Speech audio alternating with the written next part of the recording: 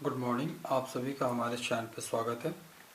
Last classes में हम लोगों ने कॉनकेव और कॉन्वेक्स लेंस से रिलेटेड बहुत सारे टर्म्स को समझा था। आज के क्लासेस में हम लोग रे डायग्राम समझेंगे कि किस तरह से ऑब्जेक्ट का इमेजेस जो है वो कॉन्वेक्स और कॉनकेव लेंस से कैसे बनता है। तो इसमें कॉन्वेक्स के केस में टोटल 6 केसेस होती है जहाँ अलग अलग जगह पे हम ऑब्जेक्ट को रखते हैं तो इमेज हमारा अलग अलग जगह पे बनता है। जैसे पहला कंडीशन है कि अगर हम ऑब्जेक्ट को इन्फिनिटी में रखते हैं तो इस चीज़ को थोड़ा सा बेसिक चीज़ समझिएगा, जो कि मैं बार बार क्लासेस में आपको बताता हूँ कि जब भी ऑब्जेक्ट इन्फिनिटी से आएगी, इन्फिनिटी से जो भी रेज आएंगी वो ऑलवेज आपस में पैरेलल होगी, और जो भी रेज इन्फिनिटी से आएंगी वो पैरेलल होगी। तो उसमें एक रेज जो होगा आप उसको ऑप्टिकल सेंटर से लीजिए। जो रे ऑप्टिकल सेंटर से आएगी वो उनका डेविएशन नहीं होगा, वो स्ट्रेट निकल जाएगी। और जो रे आपके इसके पैरेलल या किसी भी एंगल से आ रही है वो आफ्टर रिफ्रैक्शंस जिस पॉइंट पे कट करेगी, क्योंकि ये दोनों आपस से पैरेलल आ रही है तो इनका इमेज 100% फोकस पे ही बनेगा। इनका आपका डेविएशन नहीं हुआ, लेकिन इनका इनसाइड डायरेक्शन में थोड़ा सा अपने पाथ से डेविएट हो चुका है, और ये दोनों पॉइंट, ये दोनों रे जिस पॉइंट पे इंटरसेक्ट करते हैं वो इमेज का हेड हो जाता है, इसलिए ए डैश बी डैश जो है वो इमेज फॉर्मेशन होता है। अब ये इमेज बन रहा है आपका F2 पे। इमेज जो है आपका वो इन्वर्टेड है, मतलब उल्टा है। इमेज क्योंकि रियल इंटरसेक्शन से बन रहा है इसलिए ये आपका रियल इमेज बन रहा है, और इसके रिस्पेक्ट में जो इन्फिनिटी से ऑब्जेक्ट आ रही है, रेज आ रही है, उसके रिस्पेक्ट में जो इमेज बन रहा है वो बहुत ही छोटा बन रहा है। अब इसी चीज़ को नेक्स्ट केस में देखते हैं। केस नंबर 2 में देख रहे हैं कि अब हमने फोकस को, पहले इन्फिनिटी मतलब से आ रही थी, अब हमने ले लिया इन्फिनिटी और 2f1 के बीच में, कहीं पर भी इन्फिनिटी और 2f के बीच में। तो आपको क्या करना है कि वन रेज आप ऑप्टिकल सेंटर से लेकर जाइए जिससे इसका कहीं भी डेविएशन नहीं होगा, और एक रे जो होगा वो प्रिंसिपल एक्सिस से पैरेलल ले लेते हैं। तो जो प्रिंसिपल एक्सिस से पैरेलल होगा आफ्टर रिफ्रैक्शन, क्योंकि ये पैरेलल है तो आफ्टर रिफ्रैक्शन वो फोकस से ही जाएगा। ये फोकस से जा रहा है और ये रे स्ट्रेट आ रही है, दोनों का इंटरसेक्शन जो हो रहा है वो F2 और 2F2 के बीच में। जैसे जैसे ऑब्जेक्ट लेंस के नज़दीक आएगा इमेज वैसे वैसे दूर जाएगा। पहले इमेज F2 पे बन रहा था और अब इमेज F2 और 2F2 के बीच में कहीं पर भी बन रहा है। अब इसके तीसरे केस को समझते हैं। थर्ड केस में अगर ऑब्जेक्ट को 2F2 पे रखा है, अगेन देखिए एक रेज पैरेलल लिया है, now it is parallel to principal axis. After refraction, क्योंकि ये पैरेलल आ रही है तो रिफ्रैक्शन के बाद वो फोकस से ही जाएगी। सेकंड रेज हमने पोल पे लिया हुआ है, जो सॉरी इसके सेंटर पे लिया हुआ है, लेंस के ऑप्टिकल सेंटर पे लिया हुआ है, तो उसका कहीं भी डेविएशन होगा वो स्ट्रेट चली जाएगी। इन दोनों का जो इंटरसेक्शन हो रहा है वो इंटरसेक्शन भी आपका 2F2 पे ही हो रहा है। तो यहाँ इमेज जो फॉर्म हो रहा है वो इन्वर्टेड हो रहा है, और जो ऑब्जेक्ट का हाइट है वही इमेज का भी हाइट है, और इमेज का जो पोजीशन है वो 2F2 में हो रहा है। लेकिन अगर इसके पहले वाले इमेज में हमने देखा कि इन्फिनिटी और 2F2 में ऑब्जेक्ट था, तो इमेज जो है इसका वो F2 और 2F2 के बीच में बन रहा है, इन्वर्टेड बन रहा है, उल्टा बन रहा है, रियल बन रहा है क्योंकि पॉइंट ऑफ इंटरसेक्शन हमको यहाँ दिख रहा है, और इनके रिस्पेक्ट में ये छोटा बनेगा। लेकिन यहाँ पर जब आप 2F1 पे ऑब्जेक्ट को रखेंगे इमेज 2F2 पे बनेगा और इमेज और ऑब्जेक्ट का हाइट आपस में इक्वल होगा। नेक्स्ट पॉइंट को समझते हैं। अब अपने ऑब्जेक्ट को F1 और 2F1 के बीच में रखा है, F1 और 2F1 के बीच में ऑब्जेक्ट को रखा है। रे डायग्राम में एक रे हम इसके पैरेलल लेंगे प्रिंसिपल एक्सिस के, जो भी पैरेलल रेज जाएगी प्रिंसिपल एक्सिस से आफ्टर रिफ्रैक्शन से वो फोकस से होते हुए चली जाएगी। नेक्स्ट रेज जो होगा वो ऑप्टिकल सेंटर से लेंगे, वो डेविएशन बिल्कुल नहीं होगा, स्ट्रेट चली जाएगी। यहाँ पर दोनों का इंटरसेक्शन जो है वो रियल दिख रहा है, इसलिए इसका इमेज रियल बनेगा। अब यहाँ जो इमेज होगा वो ऑब्जेक्ट के रिस्पेक्ट से लार्ज होगा और इमेज फॉर्मेशन जो होगा वो 2f2 और इन्फिनिटी के बीच बनेगा।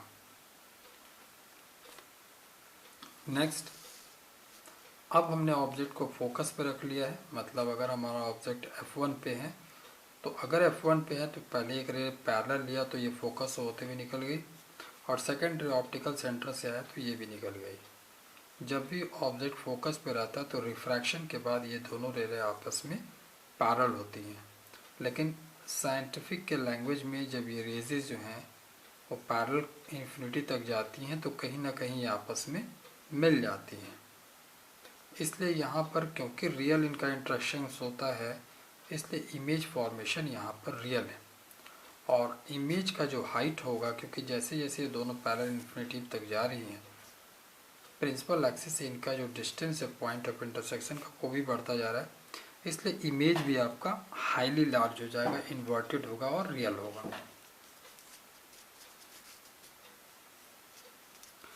केस नंबर 6 को समझते हैं। अब अगर ऑब्जेक्ट आपने f1 और ऑप्टिकल सेंटर के बीच में रख लिया है तो इस केस में एक जो रे होगा वो प्रिंसिपल एक्सिस के पैरेलल होगा और जो प्रिंसिपल एक्सिस के पैरेलल होगा वो फोकस से होता हुआ जाएगा। सिमिलरली सेकंड रे को हमने पोल से लिया है, वो स्ट्रेट निकल गया है, लेकिन यहाँ पर देख रहे हैं जैसे रिफ्रैक्शन होकर के ये रेज आगे बढ़ रही है इनके बीच का डिस्टेंस जो है वो इंक्रीज होता जा रहा है,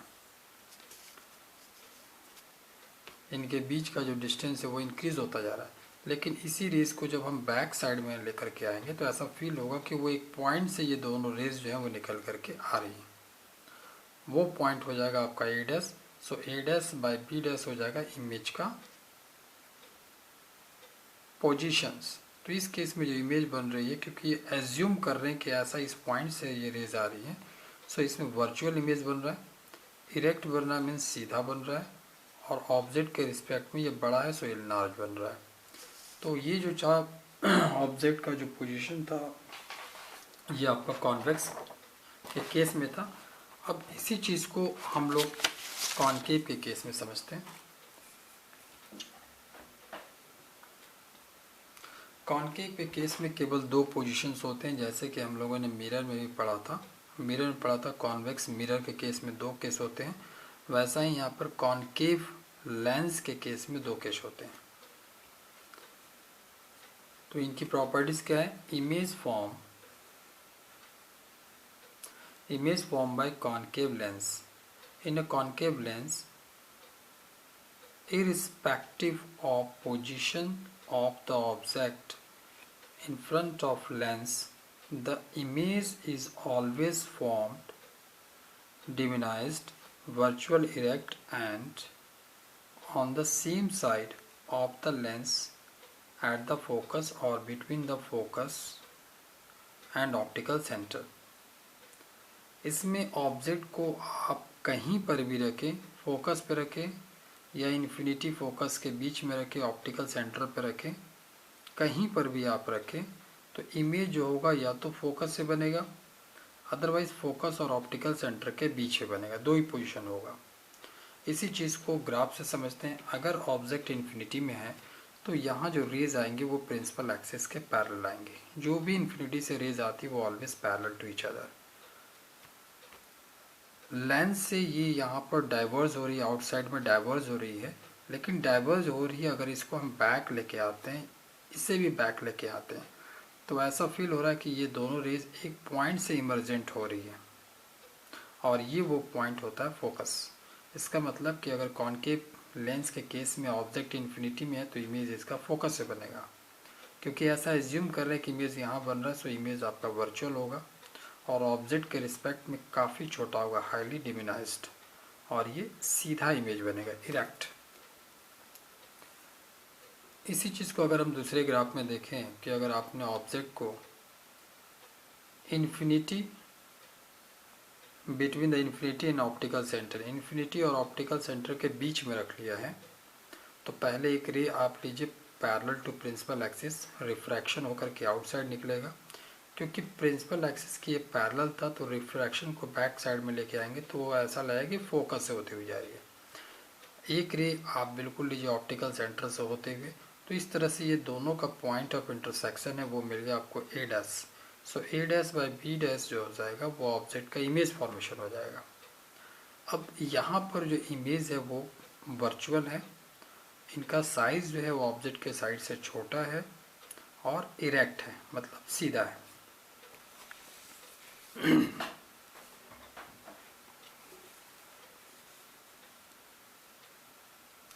ओके, नेक्स्ट आते हैं power of lens. The reciprocal of focal length where the focal length is measured in metre, P is equal to 1/f, और इनका यूनिट होता है dipole.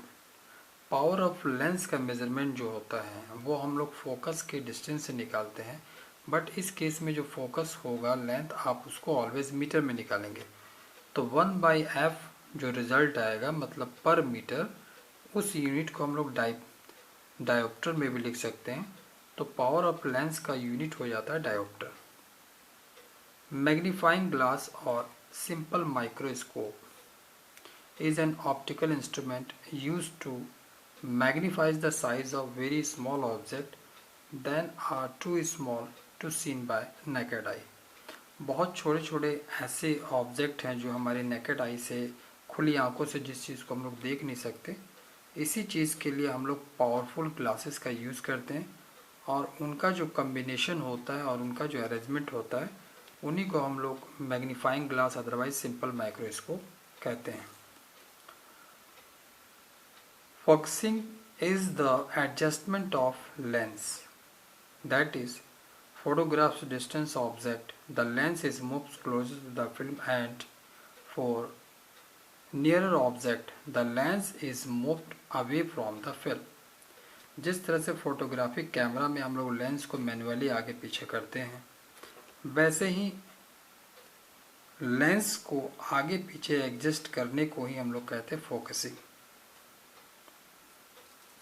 List distance of distinct object, मतलब वो मिनिमम डिस्टेंस क्या होगा जहाँ से हम किसी भी ऑब्जेक्ट को क्लियर से दिख सकते हैं।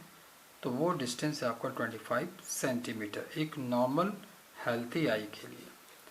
Power of accommodations is the ability to the eye lens to see the object at different distance by changing the focal length.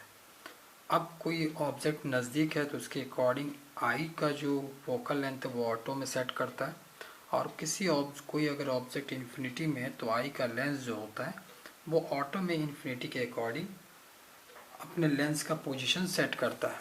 तो इस तरह का जो अरेंजमेंट है इसी को हम लोग पावर ऑफ एकोमोडेशंस कहते हैं। नेक्स्ट है परसिस्टेंस ऑफ विजन।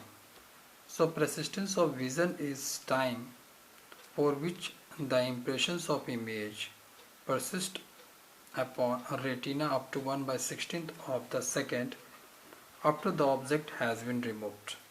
मतलब एक मिनिमम वो टाइम जितने टाइम तक एक ऑब्जेक्ट रहे और हमको पता चल जाए कि यस ये ऑब्जेक्ट हमारे पास है, वो जो टाइम है वो 8 सेकेंड का 1/16 पार्ट है। 1 सेकेंड का 1/16 पार्ट तक भी किसी ऑब्जेक्ट को आप अपने आईज के सामने रखेंगे तो आपका ब्रेन वर्क करेगा और आपको पता चल जाएगा कोई ऑब्जेक्ट था। लेकिन इस टाइम को अगर थोड़ा सा भी आपने डिक्रीज़ किया तो आपको पता नहीं चलेगा कि आपके सामने ऑब्जेक्ट था या नहीं था। तो आज के केस क्लासेस में हम लोगों ने कॉन्वेक्स और कॉन्केव लेंस से रिलेटेड इमेज फॉर्मेशन को डिस्कस किया, और हम लोग अगली क्लासेस में स्पेक्ट्रम से रिलेटेड जो मेन इम्पोर्टेंस पॉइंट्स हैं उस चीज़ को कवर करेंगे। Thank you.